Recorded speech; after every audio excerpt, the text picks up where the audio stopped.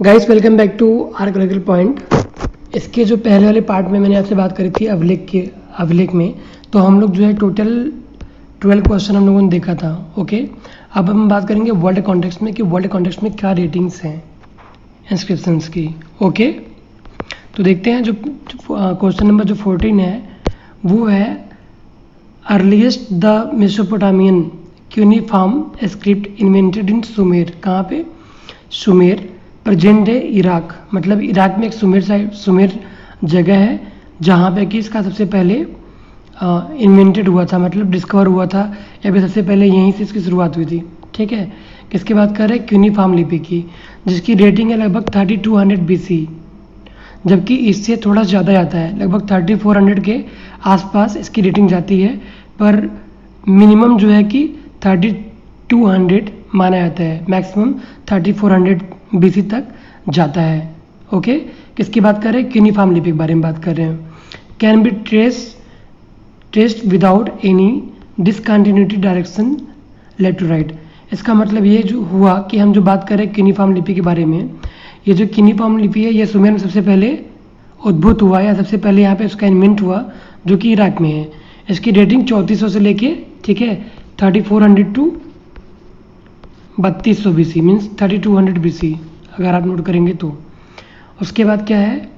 Without any discontinuity. Discontinuity का मतलब ये है कि उसमें कोई भी तरह का रुकावट नहीं है, कंटिन्यूअस जो है कि एविडेंस मिलते हैं। कहाँ से? सुमेर से।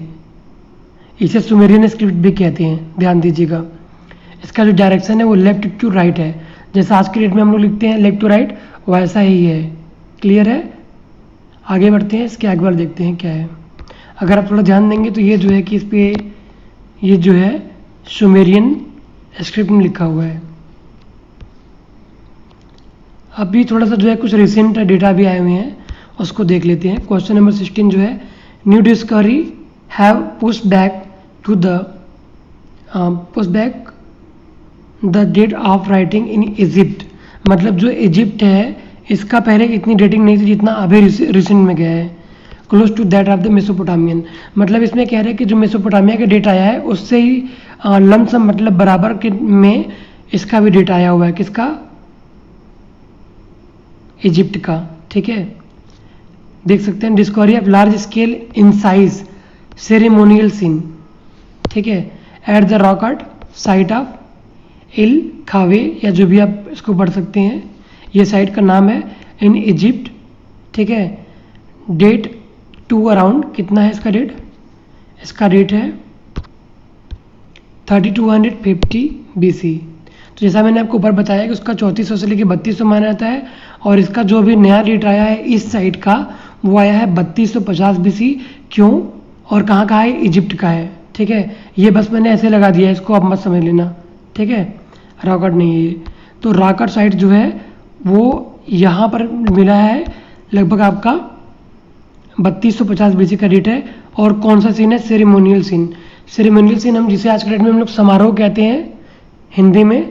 कोई प्रोग्राम जब होता है तो वो कैसे किया जाता है, वो उन सब का सीन मिला है इस साइड पे, जिसकी रेटिंग गई है 3250 BC। ठीक है, जो क्वेश्चन नंबर 3 है उसको देख लेते हैं। The oldest known Chinese writing has been found on animal bones. किसे मिला है? एनिमल बोन्स पे, जानवरों के हड्डियों पे सबसे प्राचीन जो है चाइनीज राइटिंग के एविडेंस मिले हैं, नोन एज ओरेकल बोन्स। मतलब जो बोन्स है उसका नाम है ओरेकल बोन्स। ध्यान देना, क्या नाम है? Oracle bones, dating back to 1600 BC, means लगभग 3600 साल पहले, मीन्स 3600 ईयर बैक। किस डायनेस्टी में? सांग डायनेस्टी में। ठीक है, तो आपने सुना होगा सांग डायनेस्टी, तांग डायनेस्टी, सोंग डायनेस्टी, मतलब बहुत सारे ऐसे ही नाम रहते हैं चाइनीज डायनेस्टी के। तो जो सांग डायनेस्टी है ये पहला डायनेस्टी माना जाता है चाइना का, जहाँ पे कि आपको एविडेंस मिलते हैं 1600 BC, mean 1600 BC evidence of the writing were on the oracle bones, right. तो इस तरीके से 3600 डेटिंग गई है चाइनीज़ की। तो सबसे पहला का कौन था? Mesopotamian, second Egyptian. अभी जो है कि इजिप्टियन का भी डेट लमसम बराबर ही जा रहा है, ध्यान दीजिएगा। और जो चाइनीज़ है वो 3600 BC। तो अगर आपको लगाना होगा तो कैसे लगाएंगे? सबसे पहले मेसोपोटामियन क्यूनिफॉर्म लिपि, फिर जो आप लगाएंगे इजिप्टियन, फिर चाइनीज़, उसके बाद आप लगाएंगे इंडियन, क्योंकि अभी आपको पता है कि जो आपका हड़प्पन स्क्रिप्ट है वो कोई स्क्रिप्ट नहीं माना जाता। कुछ लोग मानते हैं, कुछ लोग नहीं मानते, सो देयर इज कंट्रोवर्सी। हमारे पास क्लियर एविडेंस है 600 BC का ब्राह्मी स्क्रिप्ट, राइट। आगे देखते हैं क्वेश्चन नंबर 18। जो क्वेश्चन नंबर 18 है, the extent ancient written record are mostly on tamrapatra. मतलब जो मैक्सिमम हमें रिटन रिकॉर्ड इंडिया में मिलते हैं वो ताम्रपत्र पे मिलते हैं। ताम्रपत्र का मतलब क्या होता है? तांबे की प्लेट। सातवाहनों ने सबसे पहले जो है कि दान प्रथा शुरू की थी, तो तांबे का प्लेट की शुरुआत उन्हीं के टाइम से हुआ है, ठीक है, कि तांबे के पत्र पे जो है कि आपको मिलता है रिटन रिकॉर्ड। तो मैक्सिमम जो है ताम्रपत्र में मिलता है। ये सब क्वेश्चन जो मैं आपसे डिस्कस कर रहा हूँ, ध्यान दीजिएगा। रुद्रदामन ऑफ जूनागढ़ इंस्क्रिप्शन वास, मतलब जो रुद्रदामन है वो क्या था? वो एक महाक्षत्रप था। मैंने छत्रप पे लिखा है, पर ध्यान दीजिएगा वो महाक्षत्रप था, जिसकी रेटिंग है 150 CE 150 AD। समझ रहे हैं? मतलब 150 CE, अगर आज के डेट में अगर उसको नोटिस करेंगे तो लगभग 2000 साल पहले अप्रॉक्सीमेट की मैं बात कर रहा हूँ, ठीक है। क्वेश्चन नंबर जो 20 है आपका, the Junagadh rock inscription of Rudradaman also known as the Girnar rock inscription of Rudradaman. तो आप यहाँ पे क्लियर हो जाइए कि जो रुद्रदामन का जूनागढ़ इंस्क्रिप्शन है उसी को कहते हैं Girnar rock inscription of Rudradaman. So don't confuse about it. Is the Sanskrit prose inscribe on the rock by the western Kshatrapa ruler Rudradaman first, ठीक है। क्षत्रप की जगह पे जो है कि सत्रप लिखा गया है, तो don't worry about that. Rudradaman first, तो रुद्रदामन फर्स्ट के टाइम पे जो है कि ये जो है गिरनार रॉक इंस्क्रिप्शन लिखा गया है। It is located near Girnar hill, ठीक है, Girnar hill near Junagadh, Gujarat, India, ये उसका लोकेशन था। Question number 21, from which script had Brahmi originated. ये क्वेश्चन कई बार पूछ चुका है, बहुत सारे जो है कि एंट्रेंस एग्जाम में पूछता है, इवन ये नेट एग्जाम में पूछा हुआ है, जिसका करेक्ट आंसर है हड़प्पन स्क्रिप्ट। मगर एक बात ध्यान दीजिएगा, अभी भी यहाँ बहुत कंट्रोवर्सी है। बहुत सारे विद्वान है जो ये नहीं मानते हैं कि हड़प्पन से जो है ब्राह्मी निकला है, लेकिन मैक्सिमम एग्जाम में आजकल यही आंसर सही किया जा रहा है, तो आप अपने अकॉर्डिंग देख लेना। क्वेश्चन नंबर 22, हाथी Gumpha inscription of Kharavela. Hathi Gumpha inscription of Kharavela is located at Udayagiri. Udayagiri कहाँ है? उदयगिरी है उड़ीसा में, ध्यान दीजिएगा कहाँ है? उड़ीसा में, जहाँ पे आपका सन टेम्पल कोडांग का मिलता है, जिसको नरसिंहवर्मन फर्स्ट ने बनवाया था, इतना ध्यान दीजिएगा, जो कि 13th सेंचुरी का टेम्पल है, कोडांग सन टेम्पल। ओके, आगे बढ़ते हैं। Question number 23, which edict of Ashoka in Kharosthi script. ये क्वेश्चन पूछा जा चुका है, इसका करेक्ट आंसर है मानसेरा। एक और भी है जिसका नाम है सहबाजगढ़ी, ठीक है। खैर हम बात करते हैं इसके बारे में, मानसेरा के बारे में। Mansehra rock edict are 14th edict, मतलब 14वां अभिलेख जो है वो क्या है? मानसेरा है। 14th edict of the Mauryan emperor Ashoka inscribe on the rock in Mansehra in Khyber Pakhtunkhwa. ये लोकेशन है खैबर पख्तूनख्वा इन पाकिस्तान, ठीक है। The edict are cut into 3 boulders and dated back to 3rd century BC। तो मतलब ये जो है इंस्क्रिप्शन 3 boulders में है जो कि बटे हुए हैं आपस में, and they are written in the ancient Indic script of Gandhara. मतलब गांधारा स्क्रिप्ट को, गांधारा जो स्क्रिप्ट है उसको ये खरोष्टी स्क्रिप्ट कह रहे हैं। तो उस भाषा में 3 जो है कि रॉक कट मतलब वो है एडिक्ट हैं, 3 भाग में बटा हुआ है, क्लियर है। डेटिंग है 3rd century BC। लैंग्वेज है खरोष्टी, कहाँ मिल रहा है? खैबर पख्तूनख्वा पाकिस्तान में। इसका मतलब ये है कि पाकिस्तान में भी जो है कि आपका अशोक का एरिया था, ठीक है। आगे क्या इसमें लिखा है? मेंशन एस्पेक्ट ऑफ अशोका धर्म, मतलब जो अशोक का धर्म था उसके जो जितने भी एस्पेक्ट्स है, जितने भी पहलू हैं उसको मेंशन किया गया है। The site was submitted for inclusion in the world heritage site and is currently in the tentative list. मतलब इसको वर्ल्ड हेरिटेज साइट के लिए नॉमिनेटेड करने के लिए भेज दिया गया है। अभी वो टेंटेटिव लिस्ट में है। कोई भी साइट जो वर्ल्ड हेरिटेज साइट बनता है उसके पहले वो टेंटेटिव लिस्ट में जाता है, उसके बाद उस पर विचार विमर्श होता है 2-3 ऑर्गेनाइजेशन के द्वारा, उसके बाद वो मतलब क्लियर होता है कि वर्ल्ड हेरिटेज साइट बनेगा या नहीं। ओके, क्वेश्चन नंबर जो 14 है, क्वेश्चन नंबर 14 है the Kharosthi script was first deciphered by the James Prinsep. तो आपको ध्यान देना है कि जो खरोष्टी और ब्राह्मी दोनों जो है कि जेम्स प्रिंसेप ने डिस्कवर किया था, मतलब सॉरी इन्वेंट किया था, या फिर कह सकते हैं डिसाइफर किया था। ठीक है, डिसाइफर ज़्यादा सुटेबल वर्ड है कि खरोष्टी किसने डिसाइफर किया, ये भी जेम्स प्रिंसेप ने ही करा था। Question number 25, Samudragupta in his Dakshinapatha campaign defeated which king. इसमें कह रहा है कि जो समुद्रगुप्ता ने साउथ इंडिया में राजाओं को हराया था, तो उसमें किसको हराया था, तो वो हराया था विष्णुगुप्ता को। ध्यान देना है, किसको हराया था, विष्णुगुप्ता को। विष्णुगुप्ता जो कि पल्लवा किंग था, और कहाँ का किंग था, कांची का। कांची कहाँ है, तमिलनाडु में है। तो ये विष्णुगुप्ता के बारे में थोड़ी बहुत इन्फॉर्मेशन हो गई। उत्तरापथ में इसने 9 राजाओं को हराया था, दक्षिणापथ में इसने 12 राजाओं को हराया था। और 12 राजाओं को हराने के बाद क्या किया इसने, उनको छोड़ दिया और अपने अंडर में उनको ले लिया, मतलब कि वो उनको कुछ मतलब पैसे भेजेंगे और इसके अंडर में काम करेंगे, बात खत्म, छोड़ दिया इसने। बात समझ रहे हैं। क्वेश्चन नंबर 26, जो क्वेश्चन नंबर 26 है बहुत इंपॉर्टेंट है। Asko Parpola has been working on Indus script. ठीक है, ये जो परपोला जी हैं ये जो है कि 20 साल से इस पर काम कर रहे हैं, हड़प्पन स्क्रिप्ट पे, और अभी ये जो है कि लगे हुए हैं, अभी भी लगे हुए हैं। इवन ये मछली पे काम कर रहे हैं, जो हड़प्पन स्क्रिप्ट में मछलियाँ मिल रही हैं उसके थ्रू ये जो है कि डिसाइफर करने की कोशिश की हैं। और रिसेंटली इन्होंने जो है कि साउथ इंडियन जो द्रविडियन लैंग्वेज है उससे इन्होंने समानता की बात करी है। इनका मानना ये है कि जो हड़प्पन स्क्रिप्ट है वो कहीं ना कहीं द्रविडियन से प्रभावित है। बात समझ रहे हैं, मतलब जो द्रविडियन है आज के वो हड़प्पन से प्रभावित है, मतलब इनका उनका कुछ तो संबंध है, ऐसा ये कह रहे हैं। आगे चलते हैं। क्वेश्चन नंबर 27 है इराविथम महादेवंस वाज एन एपिग्राफिस्ट। ठीक है, ये अब नहीं रहे हैं, ये भी एक एपिग्राफिस्ट थे। इनका टाइम पीरियड था 1930 से लेके 2018, मतलब बिफोर 3 ईयर ये, मतलब भगवान ने इनको याद कर लिया, खैर जो भी कह लें। Known for decipherment of Tamil Brahmi script and Indus script, और उनका जो बुक है उसका नाम है द इंडस स्क्रिप्ट।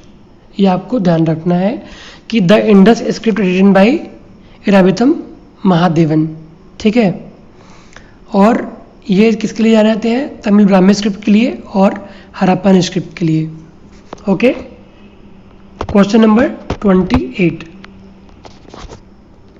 जो क्वेश्चन नंबर 28 है विच inscription of Ashoka gives his has name for the first time. मतलब मोटा मोटा समझ लीजिए, कुछ स्पेलिंग एरर हो सकते हैं, डोंट वरी अबाउट दैट। कौन सा ऐसा अशोक का अभिलेख है जिसका नाम सबसे पहले देता है, मास्की। ठीक है, अब थोड़ा मास्की के बारे में जान लेते हैं। मास्की कहाँ है, क्या लोकेशन है। Maski is a town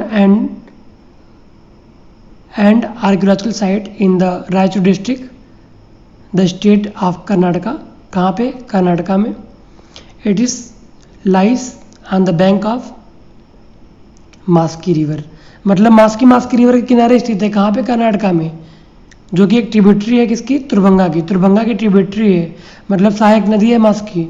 Maski derives its name from the Mahasang और मासंगी, मतलब कहीं ना कहीं अगर आप देखेंगे तो मास्की का जो है कि नाम महासंग या मासंगी से जो है कि निकला हुआ है। The site came into prominence with the discovery of minor rock edict of emperor Ashoka. ठीक है, बाई सी बेडन, मतलब जो सी बेडन है ये जो भी हैं 1915 में इनको ये इंस्क्रिप्शन मिला था मास्की। कहाँ पे, कर्नाटका में।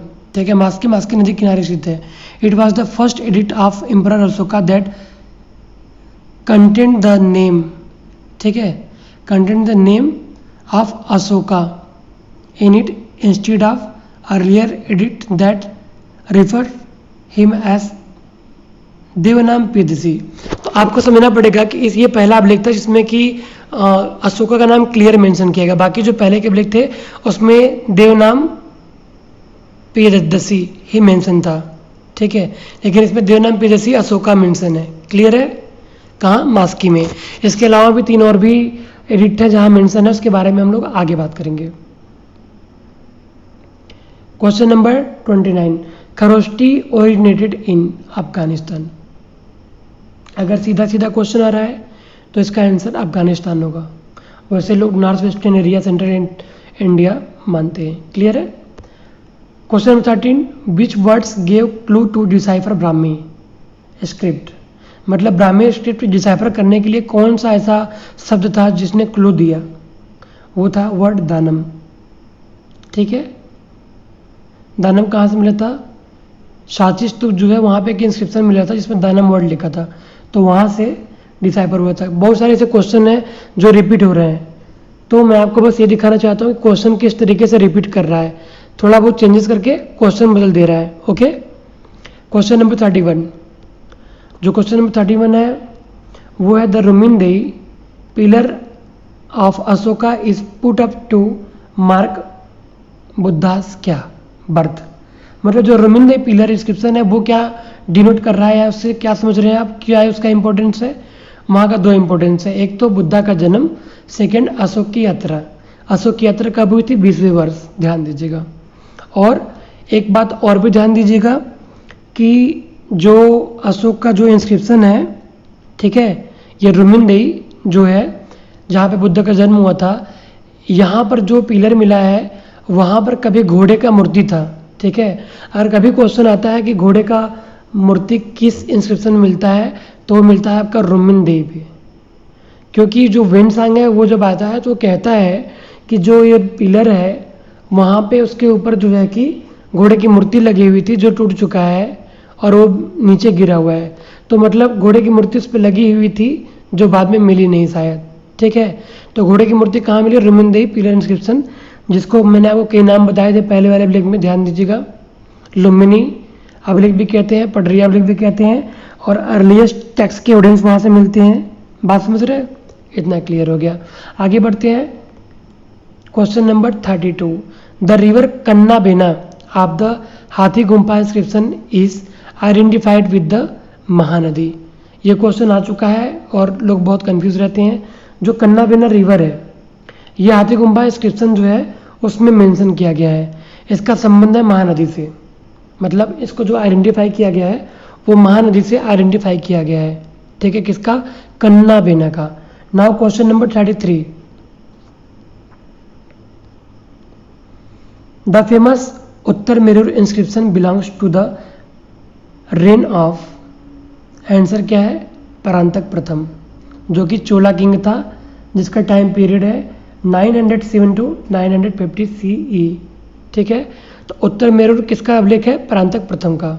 थोड़ा सा उत्तर मेरूर के बारे में जान लेते हैं कि इस अभिलेख में है क्या।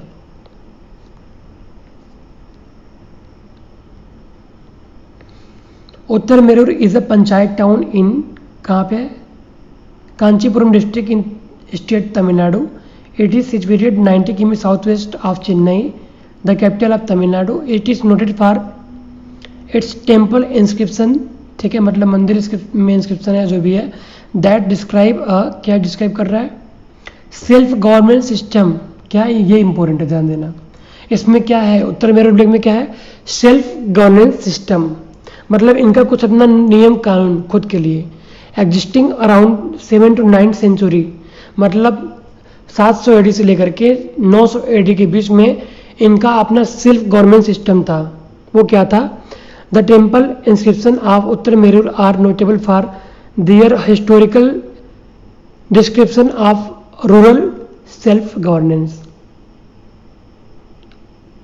जैसे अगर आप नोटिस करेंगे तो आज के डेट में बहुत सारे गांव में लिखा रहता है कि अगर आपके घर में गांव में कोई लफड़ा होता है तो आप उसको ग्राम पंचायत में ही सुलझा लो, या फिर आप जो है कि थाने तक सुलझा लो, आप केस लड़ने के लिए कचहरी मत जाओ।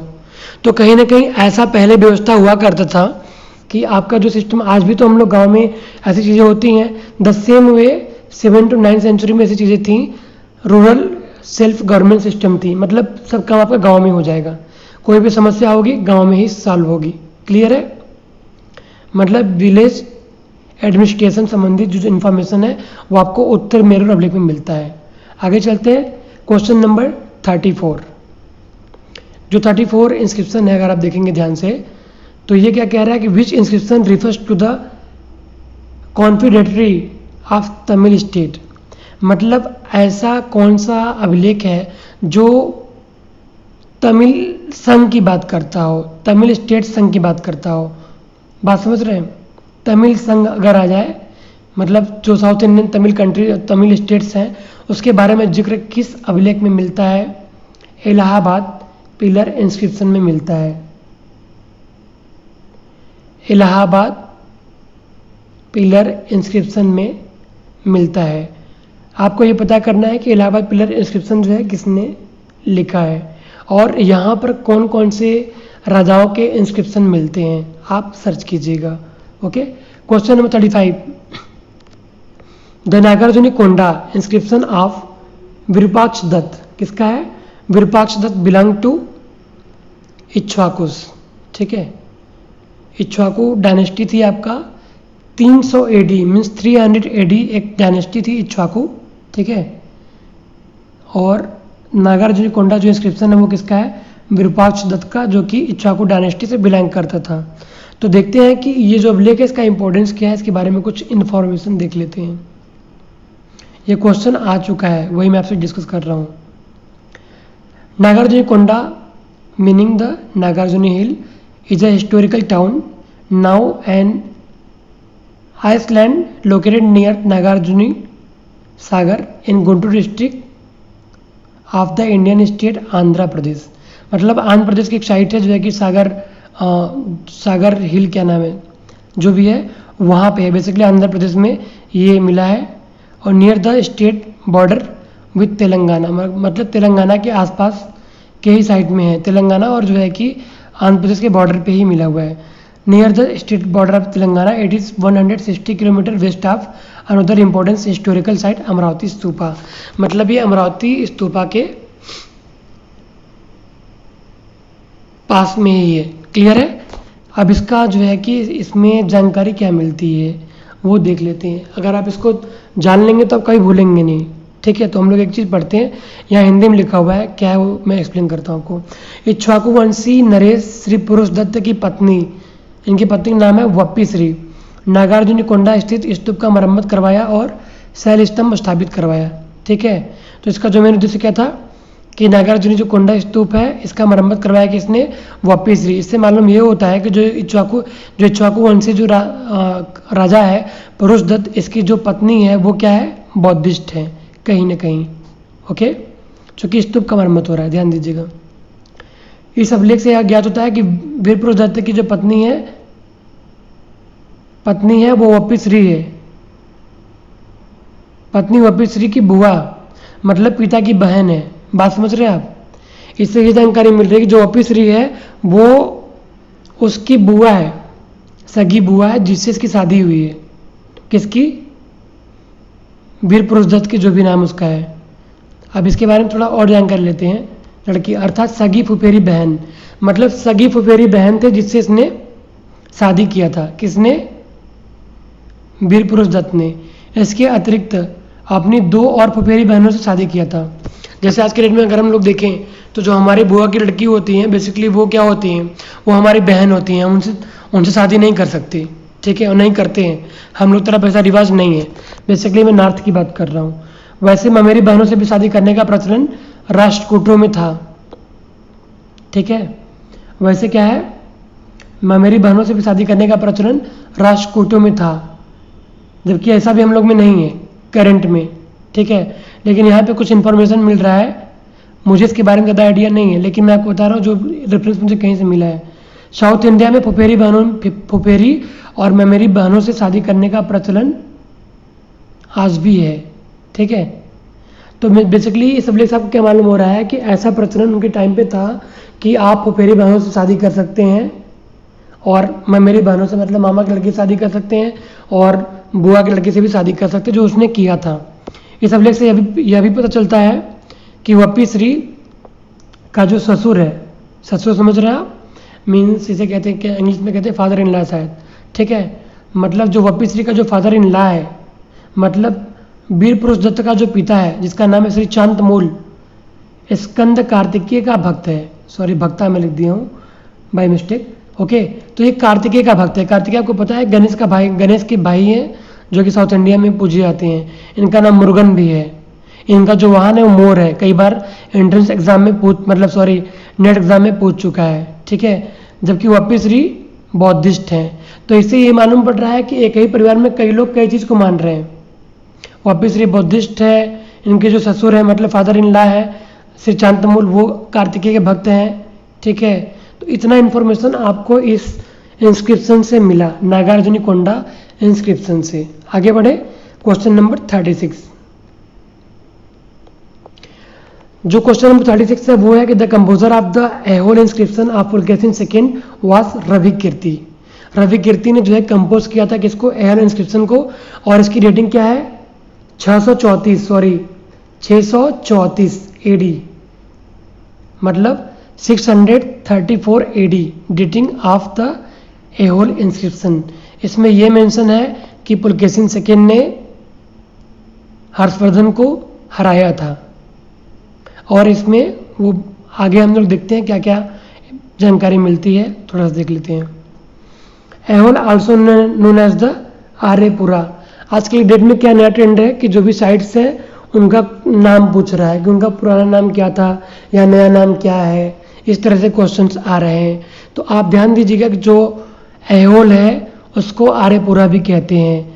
Known for Buddha, Hindu and Jain monuments in Karnataka. Clear है, आर्यपुरा को आपको भूलना नहीं है। हो सकता है कि नेट में ना पूछे पर कहीं और पूछ दे। ओके, अब थोड़ा सा हम लोग देखेंगे ऐहोल इंस्क्रिप्शन के बारे में।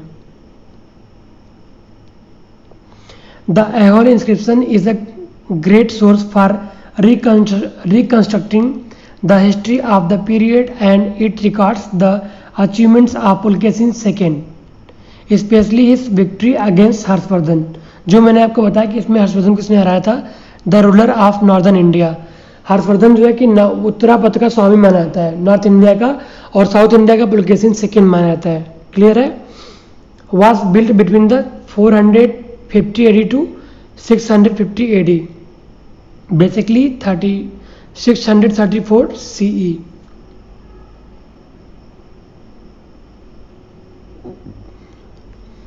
आगे बढ़ते हैं।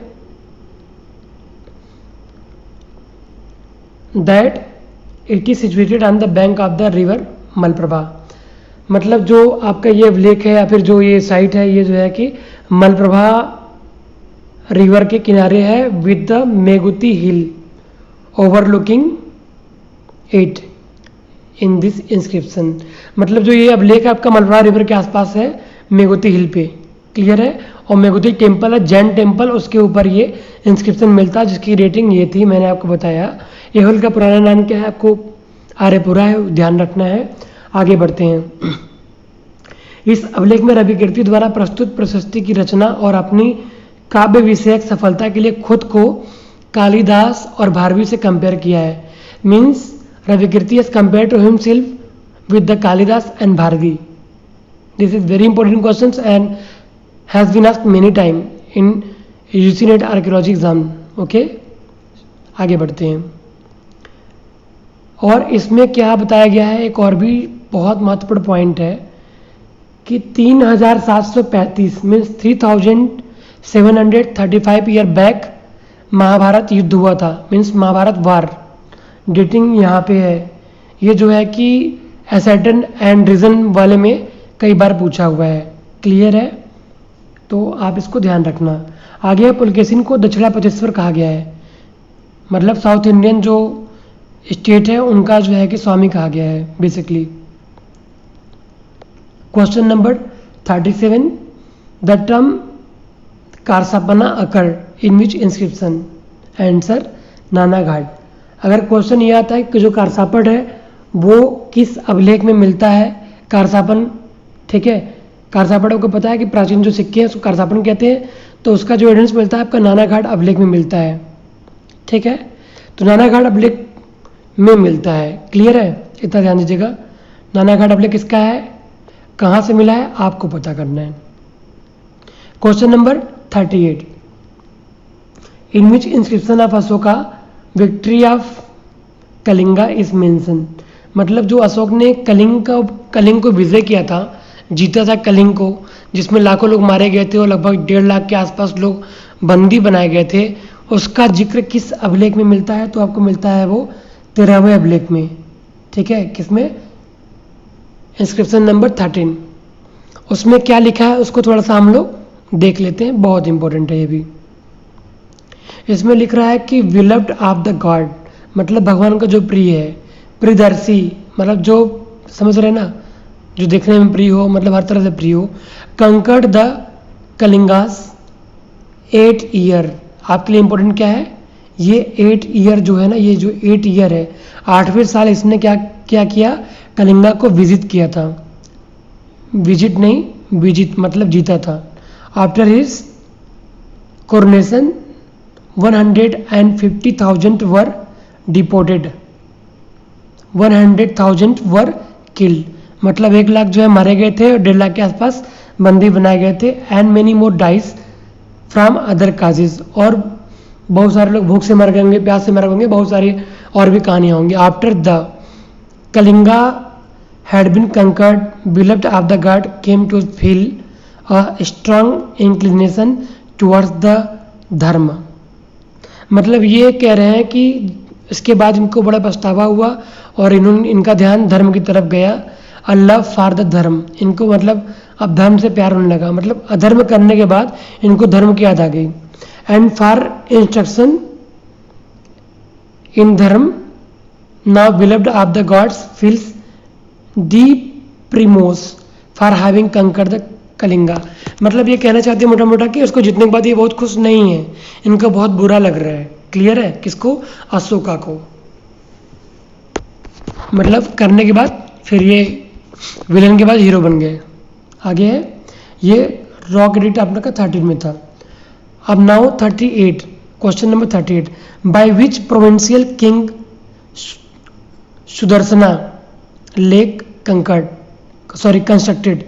मतलब कि ऐसे कौन से राजा थे जिसके टाइम पे सुदर्शन जो लेक है उसका निर्माण हुआ, कंस्ट्रक्टेड। तो वो था पुष्यगुप्त वैश्य। किसके टाइम पे था? चंद्रगुप्त मौर्य के टाइम पे। तो जो सुदर्शन लेक है वो किसके टाइम बना? पुष्यगुप्त के टाइम पे। और राजा कौन था? चंद्रगुप्त मौर्य था। और ये जो है कि पुष्यगुप्त है, ये उस एरिया का था जहां पे सुदर्शन लेक मौजूद था। आगे question number 39, earliest inscription mention सका एरा। मतलब ऐसा कौन सा लेख है जिसने शक एरा को मेंशन कर रखा है? सबसे पहले वो था Junagadh inscription of Rudradaman. Clear है? ये बहुत इंपॉर्टेंट क्वेश्चन है, शक एरा। सबसे पहले जूनागढ़ इंस्क्रिप्शन जो है उसमें शक एरा मेंशन किया गया था। Question number 14, Sudarshan lake was rebuilt. मतलब जो सुदर्शन लेक था, आपको पता है कि सबसे पहले किसने बनवाया? पुष्यगुप्त वैश्य ने। सेकेंड उसका रीबिल्ट हुआ, मतलब दोबारा वो बनाया गया during the time of Rudradaman by his minister Suvishakh. मतलब इसके बाद किसने बनवाया? सुविशाख ने बनाया। किसके टाइम पीरियड में था वो? रुद्रदामन के। ध्यान दीजिएगा।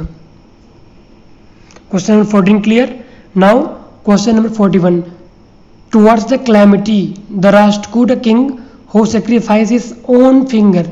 मतलब ऐसा कौन सा किंग है जिसने अपना उंगली काट करके क्लैमिटी, मतलब कि क्लैमिटी डाइवर्स हो गई थी, मतलब सूखा पड़ गया, जो भी चीज़ थी, ऐसे कुछ आपदा आई थी, विपत्ति आई थी, जिसमें कि एक का जो है कि राष्ट्रकूट शासक था जिसने अपना उंगली काट करके गॉडेस महालक्ष्मी को चढ़ा दिया, जो कि कोल्हापुर वाली थी।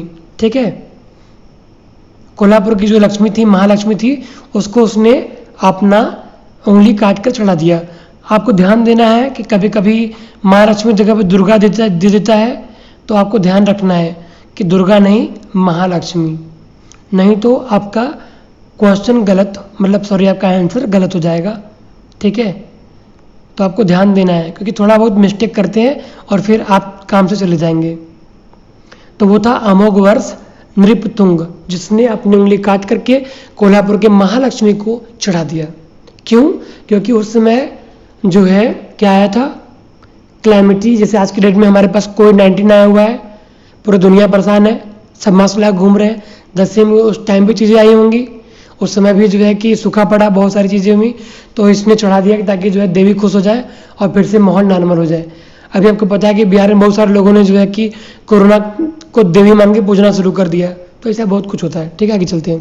Question number 42, the name of the Kalidasa is mention in Aihole inscription. Kalidasa और भारवी का नाम कहाँ मेंशन है? ए होल इंस्क्रिप्शन में, जिसके बारे में हम लोगों ने अभी पढ़ा। Question number 43, the earliest edit mention in the name of Ashoka is Maski. ये हम लोगों ने पहले पढ़ रखा था, मगर इसके अलावा जो मैंने कहा था और भी अभिलेख हैं, तो उसके अलावा है आपका गुर्जरा या गुज्जरा कह सकते हैं, जो कि एमपी में है, जिसमें भी अशोक का नाम मिल रहा है। निट्टूर और उद्गोलम जो कि कर्नाटका में मिल रहे हैं, सब माइनर रॉक एडिक्ट है। यहाँ पे भी जो है कि अशोक का नाम मिल रहा है। इस प्रकार से अशोक का नाम 4 अभिलेखों में मिलता है, जिनमें से एक अभिलेख जो है एमपी का है और बाकी कर्नाटका के हैं। Clear? Now question number 44, the name of the Buddhas birth place is known from the inscription. देखिए क्वेश्चन फिर घुमा दिया भाई, रुमिनदेई। क्लियर है? अब ये पूछ रहा है कि ऐसा कौन सा अभिलेख है जिससे कि आपको जानकारी मिलती है कि ऐसा कि गौतम बुद्ध का जन्म कहाँ हुआ था, तो वो है रुमिनदेई। रुमिनदेई को ये कहते हैं क्या? लुम्बिनी। उसे को कहते हैं क्या? पडरिया अभिलेख। ध्यान दीजिएगा, don't be confuse. Question number 45, Sudarshana lake was again prepared by Skandagupta. मतलब अभी आपको पता है पहले पुष्यगुप्त ने बनवाया, फिर सुविशाख ने बनवाया, अब स्कंदगुप्त के टाइम पे फिर दिक्कत आ रही है, फिर इसने जो है कि अगेन उसका रिपेयरमेंट करवाया था। इसके पहले क्या किया था? अशोक के टाइम पे भी किसी ने करवाया था। ध्यान दीजिएगा, टोटल 4 राजाओं का उसमें सुदर्शन लेक में मतलब जो है कंट्रीब्यूशन है, और जो 4 राजा हैं उनके टाइम पे 4 उनके मंत्री हैं या फिर जो उनके अंडर में काम करने वाले शासक हैं, उन लोगों ने बनवाया था।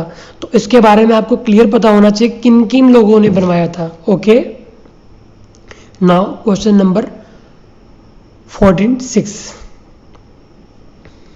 As a mark of respect the Persian emperor Khusrau second sent his ambassador to the court of Pulakeshin second. ठीक है, अब क्लियर करते हैं। मतलब कि एक शासक है जिसका नाम है क्या? खुसरू सेकेंड। ठीक है, खुसरू सेकेंड कहाँ का है? पर्सिया का। पर्सिया को आज के डेट में क्या कहते हैं? ईरान कहते हैं। ध्यान दीजिएगा, क्या कहते हैं? ईरान कहते हैं। उसने अपने एम्बेसडर को भेजा। एम्बेसडर आपको पता ही है, आज की डेट में उसको हम लोग कहते हैं IFS, इंडियन फॉरेन सर्विस। ठीक है, to the court of Pulakeshin second. मतलब पुलकेशिन सेकेंड कहीं ना कहीं पावरफुल था, इसलिए जो है कि खुसरू जो कि पर्शियन किंग है, इनसे दोस्ती बढ़ाया और अपने जो है कि लोगों को भेजा। द सेम में अगर आप देखेंगे तो अभी जो है कि हमारे यहाँ भी ऐसे ही एम्बेसडर है जो चले जाते हैं। अभी तालिबान ने जो है कुछ कहा था, तो हमारे जो एम्बेसडर है इंडिया के, वो तालिबान से मिलने चले गए ऑफिशियली। ठीक है, अभी बात करते हैं question number 47, Sudarshan lake is mention इन। कहाँ मेंशन है सुदर्शन लेक? वो है आपका जूनागढ़ इंस्क्रिप्शन में। इसके बारे में हम लोग पढ़ चुके हैं, आप भी और पढ़ लीजिएगा डिटेल में। Question number 48, which inscription mention the name of Kalidasa and Bharavi? Aihole inscription. और ये जो भाषा है किस भाषा में लिखा हुआ है? वो है संस्कृत और कन्नड़ा में। ठीक है, किस में है? संस्कृत और कन्नड़ा में है। क्या? ये जो एहोल इंस्क्रिप्शन है जिसको रवि कीर्ति ने लिखा था 634 AD, Jain temple, Malaprabha river. आपके मन में चीज़ें आती रहनी चाहिए। कालिदास भारवी, महाभारत युद्ध की डेटिंग। क्लियर है? आगे बढ़ते हैं। 49, हु कंपोज द एहोल प्रशस्ति ऑफ पुलकेशिन सेकेंड, देखिए कैसे घुमा रहा है क्वेश्चंस को, रवि कीर्ति, ठीक है। सो डोंट फॉरगेट रवि कीर्ति। कभी कभी रवि कीर्ति दे देगा, फिर जो समुद्रगुप्ता का जो अभिलेख जिसने किया था, ठीक है, उसको भी दे देगा, तो आप कंफ्यूज होंगे किसने किसको किया है। तो आपको ध्यान रखना है कि जो ग्वालियर अभिलेख है उसको किसने रचा है, एहोल किसने रचा है, समुद्रगुप्ता का जो अभिलेख है उसको किसने रचना किया है, ये सब आपको पता होना चाहिए। Now question number 50 and last question, ठीक है। इसमें क्या है, Damodarpur copper plate inscription giving details of local administration belongs to whose period Kumaragupta. जो दामोदरपुर कॉपर प्लेट इंस्क्रिप्शन है ये कुमारगुप्त के टाइम का है। ये आपको क्या जानकारी देता है, ये जानकारी आपको देता है लोकल एडमिनिस्ट्रेशन के बारे में। इसका मतलब कि जो ये पेपर सेट करने वाला बंदा है, इसके दिमाग में है कि हम ऐसे अभिलेख को देंगे जो कि लोकल एडमिनिस्ट्रेशन के बारे में जानकारी दे रहा हो। एग्जाम्पल दूं, जो उत्तर मेरूर है वो भी आपका लोकल एडमिनिस्ट्रेशन या रूरल एडमिनिस्ट्रेशन के बारे में बात कर रहा है कि गांव की जो व्यवस्था है वो कैसी है, वहाँ पे किस तरह कानून है, किस तरह की जमींदारी प्रथा है, उन सब के बारे में बात किया गया है परांतक प्रथम के अभिलेख में, उत्तर मेरूर जो है। और इसमें भी दामोदरपुर कॉपर जो प्लेट इंस्क्रिप्शन है, इसमें भी सेम मतलब ऐसे ही कुछ इन्फॉर्मेशन है जो कि कुमार गुप्ता का है। अगर आपको वीडियो पसंद आया हो तो लाइक जरूर करें, क्योंकि देखिए अगर आप लाइक नहीं करेंगे तो हम समझेंगे आपको इसकी ज़रूरत नहीं है, सीधी बात समझ लीजिए। थैंक्स फॉर वॉचिंग, मिलते हैं नेक्स्ट वीडियो में, तब तक के लिए अपना ख्याल रखें।